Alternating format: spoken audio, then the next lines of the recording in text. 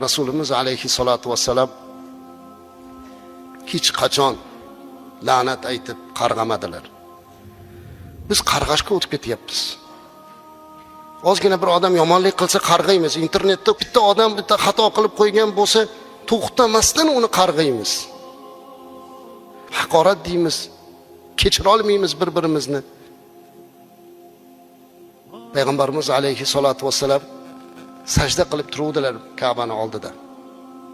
Kofirlar kelib hayvonni ichini, qornini yorib olib kelib boshlariga kitirib qo'ydilar.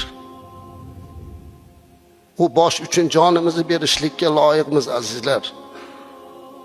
U boshni uchun butun umrimizni berishga rozimiz, lekin shu boshga badbaxtlar olib kelib najos kiydirdilar.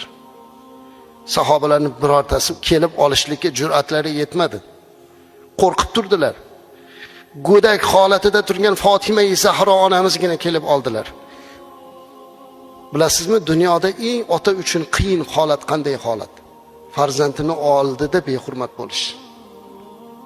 Qizlarini oldida, suyuklik qizini oldida Rasulimiz alayhissalom sajda qilib turgan holatida mana shu beodoblik bo'ldi.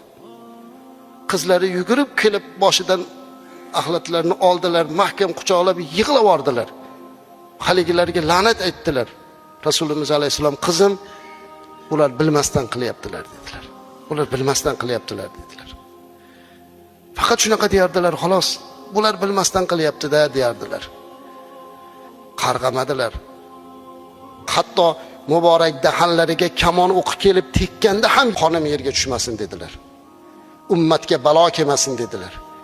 Lekin biror marta azizlar qarg'amadilar, hammani kechirdilar. Modomiki biz ummatlikni da'vo qilar ekanmiz, kechirimlik bo'la olaylik azizlar. Allohdan uyalaylik. Alloh haq azza va jalla bizni gunohlarimizni kechirib turibdi-ku.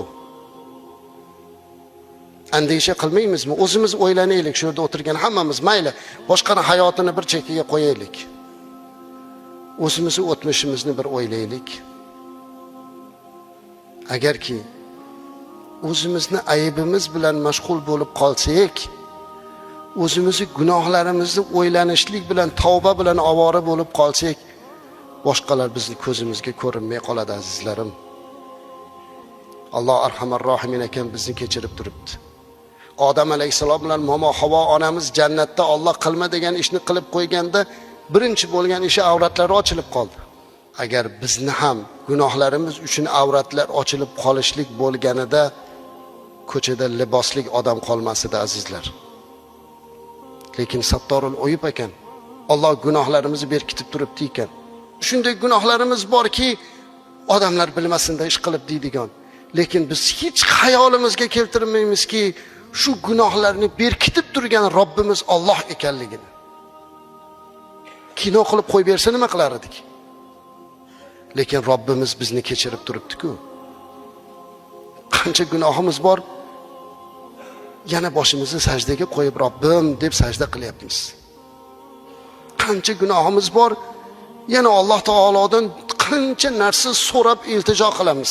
Ey Robbim, menga uni bergin, buni bergin.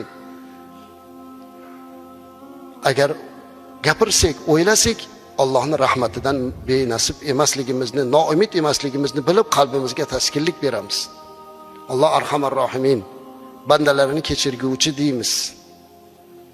Alloh hammamizni gunohimizni kechiryapti deymiz. Lekin nega biz kechirmaymiz? Nima uchun jamiyatda keyingi paytda hamma bir-biri bilan janjallashadigan bo'lib qolyapti? Masjidda namoz o'qib chiqib mashinani olib chiqishlikda o'zidan janjal boshlanyapti. Masjidga kirdi, kechirimlilik haqida mav'iza eshitdi. Rasulimiz alayhissalomning odoblarini eshitdilar. Chiqib turib mashina qo'yishlikda o'zida janjal boshlanyapti. Qanaqa degan gap? Masjidning oldiga kelib mashinani bu yerga qo'ymang. Odamlarga xalaqit qilar ekan, mana bu yo'lni to'sib qo'yapsiz ekan, ey birodar. Tez yordam o'tadi deb ichki ishlar xodimi aytsa, un bilan urushyapmiz. Biz namozga kelyapmiz, sen kimsan deyapmiz. Qani odob? Biz Allohning baytiga kelib nima olib ketishimiz kerak azizlarim? Hammamiz o'zimizga namuna olaylik. Modomiki biz ummatlikni da'vo qilar ekanmiz, kechirimli bo'laylik. Agar kechirimli bo'lsangiz, bir sinab ko'ring. Har kuni kechqurun yotayotganda "Men hammani kechirdim" deb uxlaylik, qalbimiz shunaqa rohat bo'ladi. Nega Rasulimiz alayhissalomni tushimizda ko'ra olmaymiz? Nega tushlarimiz ham alqash-chalqash bo'lib ketdi? Chunki qalbda kibr ko'paydi-da. Kim bilandir adovat qilganmiz, kimdandir haqqimizni o'ylaymiz, kimdir boshqani o'ylaymiz. Shuni hammasini kechirib qo'ysak o'ylamagan bo'lar edik. Hammasini kechirib turib, agar biz Rasulimiz alayhissalomni o'ylasak edi, albatta tushimizga kirardilar.